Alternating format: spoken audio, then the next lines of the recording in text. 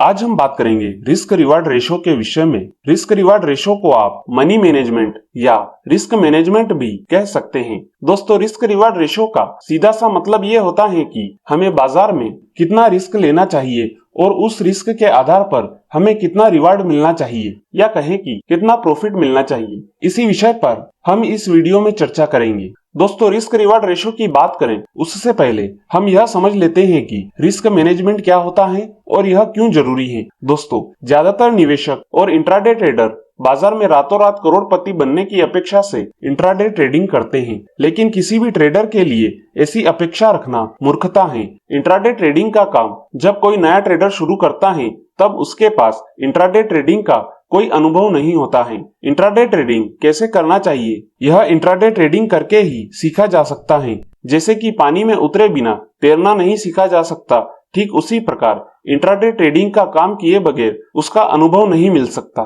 Share बाजार में आमतौर पर ऐसा कहा जाता है कि यहाँ आदमी अपनी गलतियों से ही सीखता है, लेकिन इस प्रक्रिया में आपको बहुत बड़ी रकम गंवानी पड़ सकती है। इसलिए शेयर बाजार का काम शुरू करने से पहले ट्रेडर को रिस्क मैनेजमेंट का ध्यान रखना चाहिए कि ट्रेडर इस बाजार में कितना रिस्क ले सकता है और नुकसान खाने के बाद उसके भौतिक जीवन पर इसका कितना प्रभाव पड़ सकता है। सबसे पहले आपको इस बाजार में रिस्क प्रोफाइल तय कर लेना चाहिए, मतलब कि यह जान ले कि आप निवेश के मामले में कितना जोखिम उठा सकते हैं। आपका निवेश आपके रिस्क प्रोफाइल के अनुसार ही होना चाहिए। रिस्क प्रोफाइल आपकी उम्र, आपकी जिम्मेदारियां, आपकी आमदनी या बचत और आपकी आर्थिक व पारिवारिक हालात को देखकर ही तय करना चाहिए। इंट्राडे ट्रेडिंग में सभी ट्रेडर्स को उनका बाजार में अस्तित्व बनाए रखने के लिए जोखिम को नियंत्रण में रखने की कला सीखना जरूरी है। कई ट्रेडर हैं जो बाजार में नए नए आते हैं और बहुत बड़ी पोजीशन खड़ी कर लेते हैं और रिस्क मैनेजमेंट का कोई ध्यान नहीं रखते हैं और उन्हें बहुत बड़ा नुकसान उठाना पड़ता है, जिससे उनकी आर्थिक स्थिति बहुत ज्यादा बिगड़ जाती है और वह फिर कभी बाजार में निवेश करने की नहीं सोचते हैं। दूसरी ओर, यदि आप में ज्यादा जोखिम उठाने की क्षमता नहीं है तो आप इस बाजार से दूर रहें और फिक्स डिपॉजिट यानी कि एफडी, पीपीएफ या पोस्ट ऑफिस सेविंग स्कीम में निवेश करें। दोस्तों, रिस्क रिवार्ड रेशो थ्योरी का उपयोग करना इंट्राडे ट्रेडिंग में बहुत जरूरी होता है, क्योंकि रिस्क रिवार्ड रेशो थ्योरी का उपयोग करके ही इंट्राडे ट्रेडर लंबे समय तक ट्रेडिंग करने में कामयाब हो सकता है। दोस्तों, रिस्क रिवार्ड रेशियो में रिस्क मैनेजमेंट के लिए 2% का नियम बनाया गया है। यह 2% का नियम दुनिया भर में प्रसिद्ध है। तो चलिए देखते हैं कि ये 2% का रिस्क मैनेजमेंट नियम क्या है। अगर आप एक ट्रेड करते हैं तो आपकी संपूर्ण राशि जो आपके ट्रेडिंग अकाउंट में है तो आप उसके 2% से ज्यादा का जोखिम नहीं ले सकते हैं, क्योंकि अगर आपको नुकसान हुआ तो आपकी संपूर्ण राशि का केवल 2% ही होगा, जो एक ट्रेड में नुकसान के लिए योग्य है। शेयर बाजार बहुत ही चंचल होता है। अगर बाजार आपके ट्रेड की दिशा में जाता है तो आपके लिए कोई चिंता की बात नहीं है, लेकिन अगर आपके ट्रेड के विपरीत दिशा में जाने लगे तो आपको केवल 2% का ही नुकसान होगा। एक अच्छी स्थिति में ब्रोकरेज और गवर्नमेंट टैक्स जो कि एक ट्रेड के साथ लगते हैं, उनका भी 2% के नियम में समावेश होना चाहिए, लेकिन हर बार 2% के नियम में इनका समावेश हो ये संभव नहीं हो पाता है। इस 2% के रिस्क मैनेजमेंट का सबसे बड़ा फायदा यह है कि अगर ट्रेडर एक ही दिन में 4-5 बार गलत ट्रेड भी ले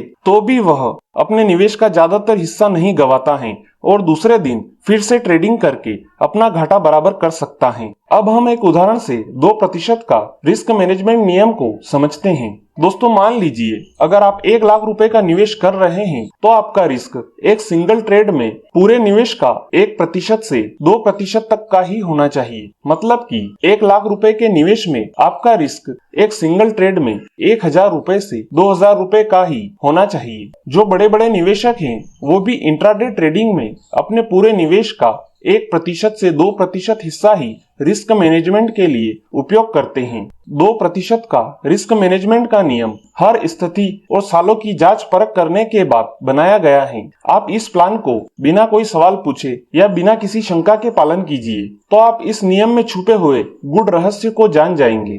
तो दोस्तों, अब जबकि आप रिस्क मैनेजमेंट के विषय में जान चुके हैं तो अब हम बढ़ते हैं रिस्क रिवार्ड रेशियो की ओर और समझते हैं कि रिस्क रिवार्ड रेशियो क्या होता है और हमें इसका उपयोग किस तरह से करना चाहिए। दोस्तों, जब आप टेक्निकल एनालिसिस का उपयोग करके ट्रेडिंग करते हैं तो आप एक बात को बहुत ही साफ रूप से समझ लीजिए कि कोई भी टेक्निकल ट्रेडिंग सेटअप आपको 70% से ज्यादा एक्यूरेसी नहीं दे सकता है। चाहे आप कुछ भी कर लीजिए, हर एक टेक्निकल 10 में से 3 बार फेल होना ही होना है। और जब टेक्निकल्स फेल होते हैं तब रिस्क रिवार्ड रेशियो हमारे नुकसान को बहुत छोटा करने में बहुत ही अहम भूमिका निभाता है। अगर कोई टेक्निकल 100% पास होने लगा तो सभी लोग उसी टेक्निकल का उपयोग करेंगे और उस टेक्निकल की मूल प्रक्रिया ही समाप्त हो जाएगी। दोस्तों, रिस्क रिवार्ड रेशियो थ्योरी में 1:3 के नियम को सबसे लोकप्रिय माना जाता है। अधिकांश इंट्राडे ट्रेडर को 1:3 के नियम से ही रिस्क रिवार्ड रेशियो के नियम का पालन करते हैं। अब आप सोच रहे होंगे कि ये 1:3 का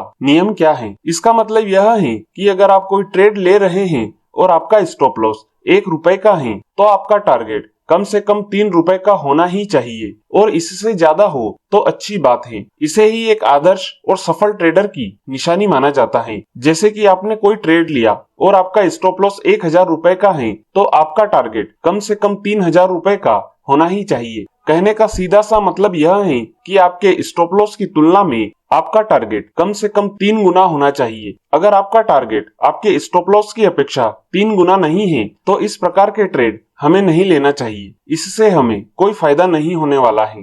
दोस्तों, अब हम समझते हैं कि यह 1:3 का नियम इतना महत्वपूर्ण क्यों है। जैसा कि मैं आपको बता ही चुका हूं कि कोई भी टेक्निकल आपको 70% से ज्यादा एक्यूरेसी नहीं दे सकता है। और मान लीजिए कि आप एक सप्ताह में 10 ट्रेड करते हैं और रिस्क रिवार्ड रेशियो को 1:1 से लेकर चल रहे हैं, मतलब कि 1 रुपए का स्टॉप लॉस और 1 रुपए का टारगेट, जो कि आमतौर पर इंट्राडे ट्रेडर लेकर चलते हैं। अब जबकि आप एक सप्ताह में 10 ट्रेड कर रहे हैं और टेक्निकल की एक्यूरेसी 70% है तो समझ लीजिए कि आपके 10 ट्रेड में से 3 ट्रेड का तो स्टॉप लॉस हिट होना ही है। मतलब कि 1:1 के रिस्क रिवार्ड रेशो से 3 ट्रेड में 3 रुपए का नुकसान।